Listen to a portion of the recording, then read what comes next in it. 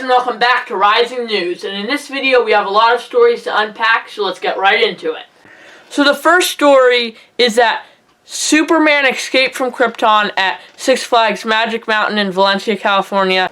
In March 2025, it was announced that Superman Escape from Krypton would not reopen. The ride's tall tower will remain in place since it doubles as the drop tower ride Lex Luthor Drop of Doom. So the ride tower will not be demolished, but it will remain in place. So that is one good thing, that they're not completely demolishing the ride, but that does mean the ride is closing, and I assume the track leading up to the tower will be removed, so they can put future developments into this plot of land, better using the space.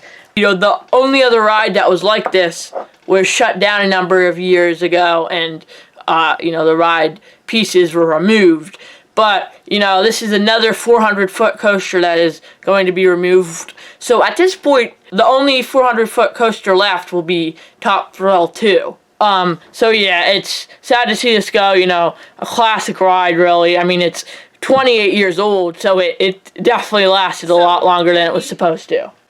Okay, guys, the next story is really probably the biggest story I've covered since I started doing Rising News, and that is that Six Flags America will be closing at the end of the year. Yes, that's right. Six Flags America will be closing 11/2/2025. So November 2nd, 2025, they will be completely closing. This is really insane. This is probably the first park that is closed in like 20 years in the U.S. I don't know about outside of the U.S., but this doesn't happen that often, and I can see why this happened. First of all, Six Flags' reasoning behind it is they want to optimize their portfolio, meaning that any park that isn't quite meeting the bar, meaning any park that isn't bringing in enough profit, any park that's not getting enough attendance, any park that's, just lacking a little bit, they're going to sell it off. And it's not even just that, it's just the park location. There's many factors why this park is being sold. First of all, it's in the DC area, the DC, I guess you could say the DC metro area, or the greater DC metropolitan area, whatever you want to call it. So the real estate is going to be pretty expensive. So right when they sell this park, they're going to get immediate cash flow into the Six Flags Entertainment Corporation. So that is a huge advantage. And beyond that, the Six Flags Entertainment Corporation, since they merged with Cedar Fair, they just have so many parks, and it's bound to end up selling some of their parks off. Now, I'm honestly surprised that they didn't sell one of the parks that they lease, like Darien Lake or Frontier City, but the reason behind that is obviously they're not going to get that immediate cash flow because they don't own those parks, they're leasing them, so the only money they're going to get out of that is the money from selling the rides or whatever that is. So it's just really about what is the best next thing to do for them, and what can really make the most difference, and this really can. And there's a lot to say about this, there's a lot to think about it. Six Flags America in Upper Marlboro, Maryland, or as some people like to say in Bowie, Maryland. It's confusing which it's in. Some people say this, some people say that. But nevertheless, it's closing. It was formerly called Adventure World and Wild World.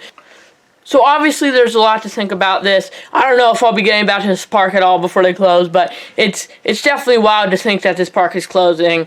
But it is what it is, and ultimately, hopefully this is for a better turnout in other parks. Obviously this park is definitely a park that's really not that well taken care of. The rides are in shambles, and overall it's just not that well taken care of, so it's just bound to see this park go.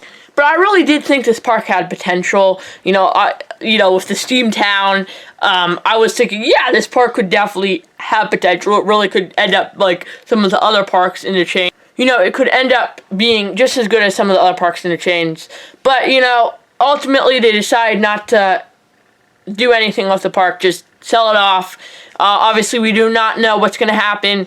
I'm sure the local government doesn't like this or wanting it to stay as a park because it brings in a lot of revenue. But we'll just have to see what happens. Will it get sold off to another theme park operator? Will it just be sold off to be redeveloped into, some shopping center or houses or whatever they decide to build there? But ultimately, we just don't know. This is something that is more down the road, what will happen after the park gets sold. But for now, it's just the park is closing at the end of the year. So if you haven't been there, try to get there.